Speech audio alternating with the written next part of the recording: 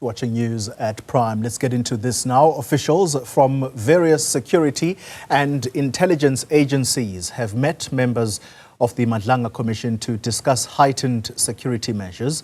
The meeting follows the killing of Marius van der Merwe, who testified as witness D at the commission. It's understood that yesterday's discussions highlighted the need to strengthen safety protocols for both witnesses and officials involved in the inquiry. Now, additional security measures will be implemented over the coming days. The NatJoins meeting was attended by officials from the SAPS, SANDF, State Security Agency, as well as officials from the Department of Justice and Constitutional Development. The meeting was to discuss the safety and security of witnesses and officials attached to the Madlanga Commission of Inquiry. The meeting was held in Pretoria at the NatJoins Centre, and the meeting agreed to enhance the Commission's security operational plan over the coming days. While extensive measures have been put in place to secure witnesses and officials since the start of the Commission, the meeting identified a need to heighten these measures by roping in the NatJoins and all relevant role players. As investigations proceed into the murder of Mr. van der Merwe, members of the public are urged not to speculate. The NatJoins and the Commission will brief members of the media in due course.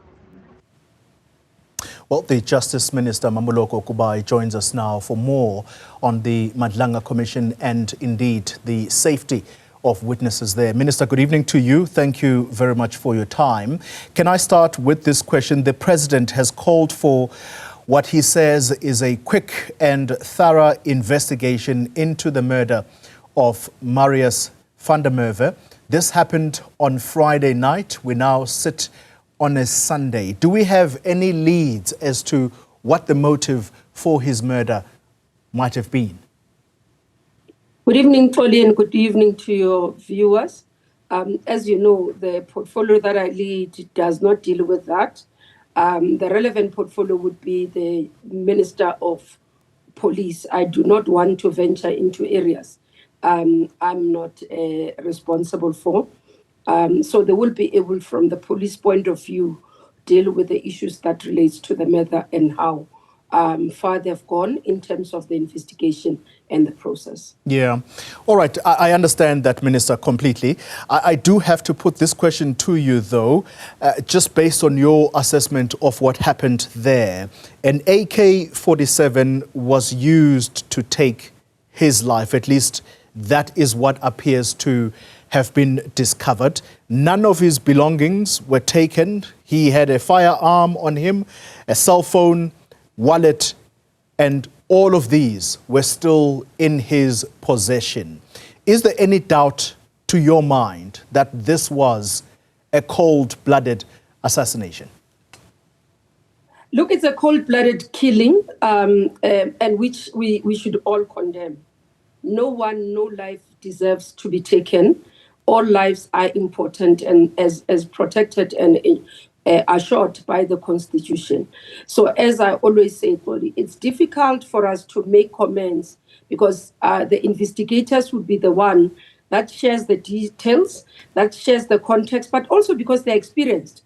They'll be able to tell whether this is assassination, whether it's not. So I think let's not make assumptions. Let's allow them space to be able to do the investigation.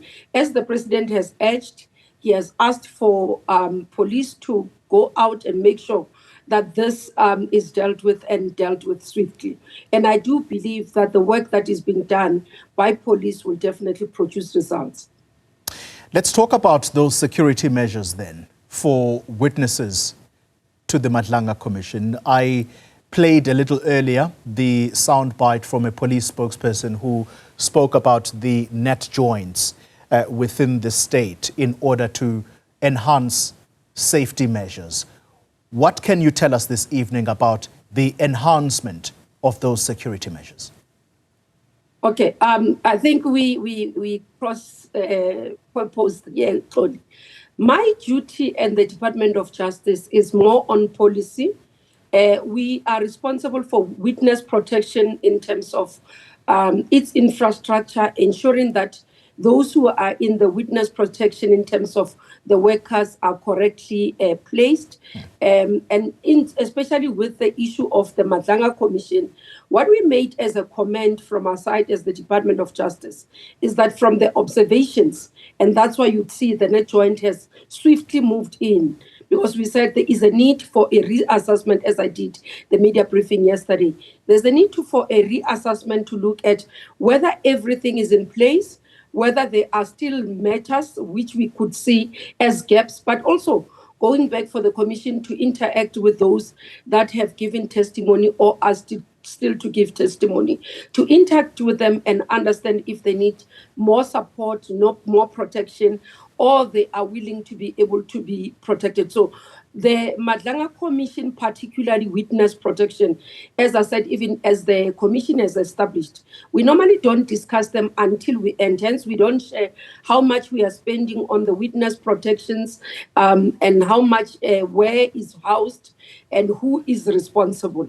We don't do that, particularly because we are sensitive that it's at critical time where information must be provided, and therefore at the end of the work, when the reports are being produced, then an evaluation is looked at in terms of the work. And one of the things, Toli, I think I should clarify in the public, because I do see that a lot of people are conflating or confusing what we call witness protection and what we would say whistleblowing. When you deal with whistleblowing, it's somebody who says, I've got this information, I need it investigated and all that. And majority of the time, even themselves do not know that they are at risk, because it could be just an official in a department who gets information to see payments that are not right, who gets information to see that this contract is being inflated, and only to find is ruffling a huge matter. And that's why those are more at risk. Hence, we have decided to do a policy that deals with witness, what we call a whistleblower, and it will be called protected disclosures. So that if you get such an information, you must be able to act within a particular time. And this, we understand that it will be one of the areas that we start protecting. With the witness protection we currently have as a country, where people can go into safe houses, they are looked after, they do not interact with their communities. And then you would have witnesses that you would be put in a different community, given new identities and all those things, and those that are being protected. And most of the time, that's what we do in terms of those that are before courts or as they are testifying in commissions like this. And part of the issue, for example, we've started around October, was to review even witness protection. One of the proposals that I said to the team we must look at, because the current head of witness protection in the country would be a government official at the chief director level, which I said we need to review this so that we can have, for example, a former investigator, either who is retired, to come and look at that, because you want the expertise. It could be somebody that is quite matured or whose experience, life experience in the investigation will be able to add value and understand what happens in the process of investigation, how long it takes, so that we don't have people pulling out. Yeah. One of the issues I asked them to write a report to give us, we've had 3 witnesses who actually requested to exit the witness protection for the financial year that has passed. And one of the issues to look at the reason so that we tighten. So that's why every time there's an incident, you must go back, look at whether there could be anything that would lead to some vulnerability and then improve on it. So we are happy where I'm sitting, Toli, that the Net Joint has come out. They've been able to meet with all the role players to say there is a need to revamp, there is a need to tighten security and look at other mechanisms, because it's not only the weaknesses, but also everybody. And that work is not only for the Madlanga Commission, that as the Department of Justice we are doing. We will be looking in terms of the inquiry of Advocate Chauke. If there are any risks, we always call state security to do risk assessments for us. So at the beginning of every inquiry, we do risk assessment. They give us the report, and then we determine the security that is needed for the people at that commission or inquiry, and also those who will be interacting with the inquiry. All right. Minister, let me ask you then this question, based on what you have just said, that the person who leads the witness protection program is a chief director, and instead what you think you need is actually a former investigator, a former detective, in order to try and strengthen this. That's a huge admission, Minister, and you'll let me know here whether I'm being alarmist. Are you, in a way, saying that this has been part of the weakness of the witness protection program, that it's run by someone who may not understand the vulnerabilities of people such as whistleblowers or indeed the other category you mentioned? No, the acknowledgement there is because of attracting the right person. So we've not been, the post has been vacant, totally, in terms of the head.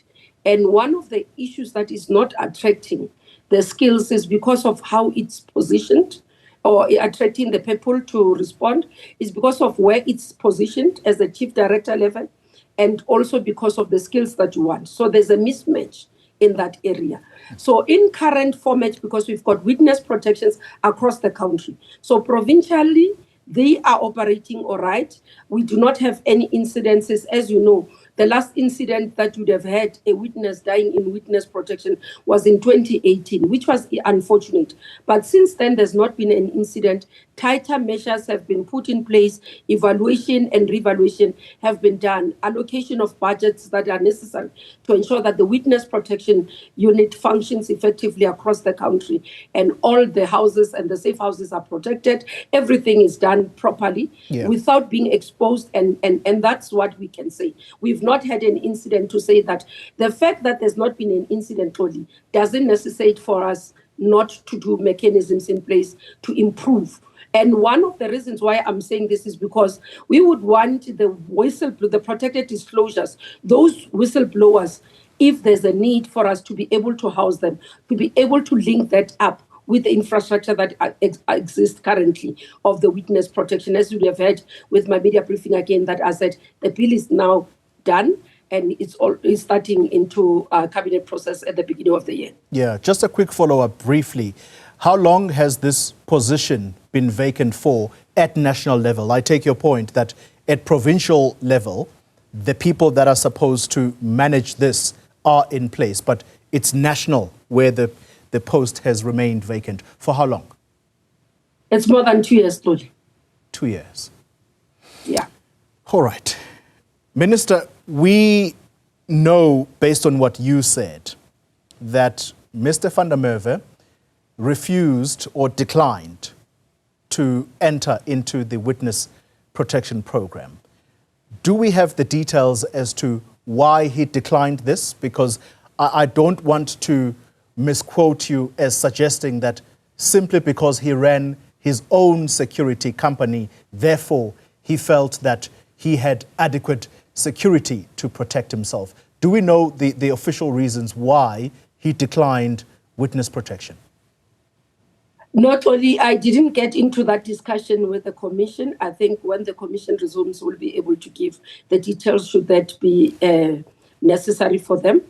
But when we asked why was he not protected, why was he not in witness protection, because when you get that, and it was just alarming for all of us. You see headlines, witness D has been shot. And the first question I asked, how did we get to know that this person who has died is witness D? Number two, why, if he's known that it's him, why was he not in protection? I think these are questions that we remain having to look into in detail clearly for all of us in terms of just understanding, but also, even if it's not related, and I take the point that you find there's a lot of speculation, and there's been a request that let's stop speculating what it is. What we can just simply give as a feedback, he was offered, he didn't take it in terms of what I have received the feedback on. We've not been able to deal with detail, and that's why we handed over to the operational team so that they can go into detail, looking at why he didn't take the witness. Was it because he didn't trust it? Was it because he was safe and all those things? Or was it because he had other projects that he was running, other business that he was running? There are various reasons. It's not the first one, Toli, I must say. There are various reasons most of the time why witnesses would opt not to join witness protection. And that's why most of the time would have a conversation or ask the people at witness protection to provide alternatives mechanisms that are available for the individual before they could be able to decline. In other instances, others join the witness protection, including being in safe house, and then later they request to exit, even before the cases are done.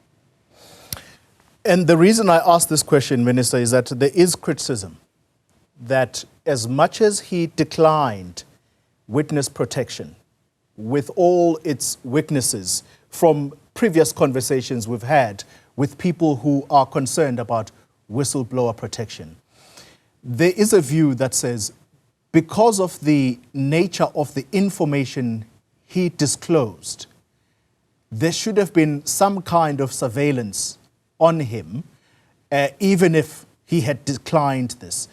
Do you take that on board, or do you feel that that is unfair on the state? Only we don't know whether there was a surveillance or not. As I said, none of us gets involved in the mechanisms of the witness protection. As well, urging that at the end of the process, the Madlanga Commission will explain how the operation have been, what has been done. I wouldn't be able to discuss that because I'm not involved in the process. I shouldn't be involved. And I think for protecting all of us, that's why we don't get involved even to know what is being done, whether they are being protected by individuals, they are being surveilled, they are being doing what. We don't get involved in that. And neither should the public know what happens, because as much as, unfortunately, we've lost one witness, we do not want to lose more. All right. By discussing more matters around this. As a policy maker, let me pose this question to you. It's a final question on this subject. When senior government officials, particularly in law enforcement, admit to taking monies or benefits from people who are viewed as suspected criminals, how do you convince South Africans that their country is not in the grips of a mafia state? Because this is very concerning, and I'm not speaking fables here, Minister. Julius Mkhwanazi has admitted to taking monies from Vusumuzi Ketmatlala. Vusumuzi Ketmatlala right now is a person who sits in prison awaiting trial, but he sits there because he's been refused bail because there is fear that he is too dangerous a person to be roaming the streets. Begicele has admitted to taking benefits from the same Vusumuzi Ketmatlala. These are not ordinary officials of the state. These are very senior people. And so how do you convince all of us in South Africa tonight that we are not in the grips of a mafia state? Yes, truly, we are not in the grips of the mafia state. As much as there might be officials who have questionable conduct, who might have done things that they have to answer, equally, there are men and women who are working within the justice cluster system, working tirelessly to ensure that our country is safe, working tirelessly to ensure that there is no safe haven for criminals within our justice system. That's why you'd have had the whistleblowing. If we were all completely a mafia state, perhaps even General Mkhwanazi would not have felt comfortable to do a media briefing. It will not have been conducive. It would not have been conducive for individuals who serve within the justice system, nationally, provincially, and in Ekurhuleni, as they have testified, to be able to speak openly and out while serving within those positions to say this is what wrong has happened. And that must be able to give us hope that, yes, there might be rotten apples or potatoes. We must take them out so that the bag does not get rotten, all of it, so that we can be able to preserve the state's integrity. One can acknowledge totally right now that with what has been coming, it does send a shiver down one's spine, But what we must be confident of is that there are many, many men and women in uniform in this country who are loyal to the Republic, to the flag, and loyal to the oath they've taken of office as they committed to serve the Republic and its people. Minister, I am going to ask you to just hang on for one more minute. I need to take a break, and we need to talk about the Nkabinde inquiry, because your ministry has been called upon to do a particular job here, and I'd like for us to just understand exactly where we are regarding that. Are you able to just give us one more minute or two? Yes. Thank you very much, Minister. Let's take a break and we'll conclude the conversation. Watching News at Prime, if you're just joining us, you find us at the tail end of a conversation with the Justice Minister, Mmamoloko Kubayi. Minister, I thank you very much for your patience. Let's get to this particular question now. The Nkabinde inquiry, we're learning there that the NPA has written to you asking for the terms of reference to be amended. Can you take us to exactly what it is that is being asked of you by the NPA, whose leader was testifying there this week, and the understanding is that on Monday she will be cross-examined? Yes, Toli, I received a request from NPA. It's a submission. The terms of reference are approved by the President. After receiving them, because ordinarily, how normally in other commissions, as I've been working, you'd have seen that it's normal to have commissions amending the terms of reference. So, but it will be the chairperson that requests. For example, in the two others, the Nkabinde and Madlanga, the Khampepe and Madlanga commissions, they requested and explained in detail that they wanted the terms of reference reviewed in terms of the time that their reports are supposed to be in based on the reasons. And then we looked at that, and then we submitted to the President to approve. We are looking as well at other matters for the three that relates to the chairpersons. We'll be making the submission.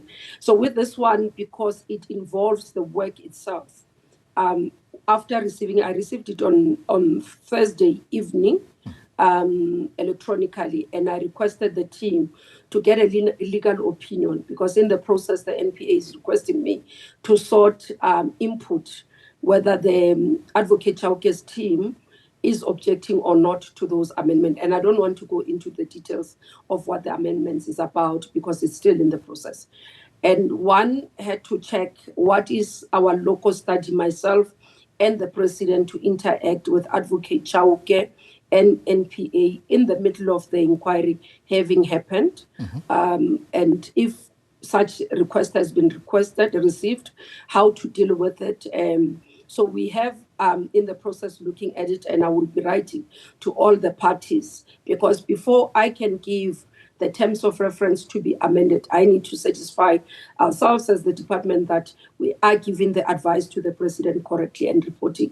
And most of the time, it's understood that we should be able to have done all the groundwork for the President to be able to consider.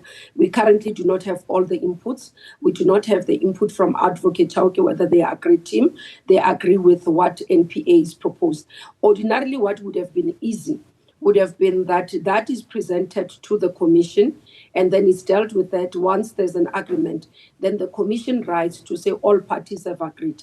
In this regard is one party, so we still have to go back to the Commission to understand the standing of the panel itself, whether they agree as the panel, understand the Advocate Chauke's team, if they agree with those proposals. And then out of that, then we can make a recommendation to the President on the basis of full information that we have. So it's still not yet full information. And as we just received it, that's what we intend to do, and will be communicating to the Commission. I always don't want to do run side shows totally on this matter, but I'm responding because the chair put it in record publicly that it has been written to me. So yes. I needed to clarify that, yes. Indeed.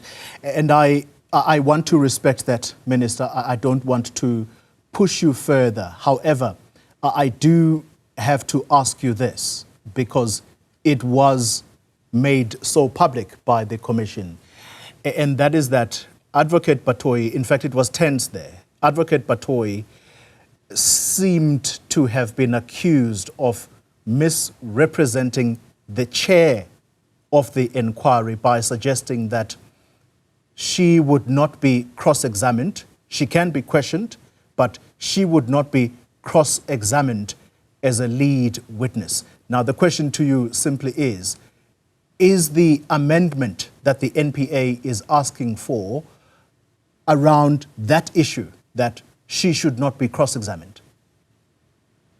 There are two things. We issue terms of reference broadly on what needs to be done at the Commission and what the Commission should look into. Those have been published, so they are public knowledge. And then the Commission sets its own rules, which are done by the chairperson of the Commission, who, for example, this panel of inquiry, they've done their rules in terms of how they're going to proceed, and those are discussed with the parties themselves. So they will either have, before the inquiry starts, for example, I know that they've had their engagements in terms of the timeframes and also in terms of how the proceedings will run. And then throughout the process, then they will have the moment where they interact with the chair in the chambers. So almost like what we call case management in the process. So they will interact on what needs to be done and what can be done. So the issue of cross-examination and non-cross-examination would be within the rules of the chair and how the chair runs the process. So as I said, Toli, it's not in detail for us to be able to deal with that in the public domain, but safe to say, those issues as they were ventilated in the inquiry, it's within the powers of the chair to be able to ventilate. Minister of Justice and Constitutional Development, Mmamoloko Kubayi, thank you very much for your time. Really appreciate it tonight.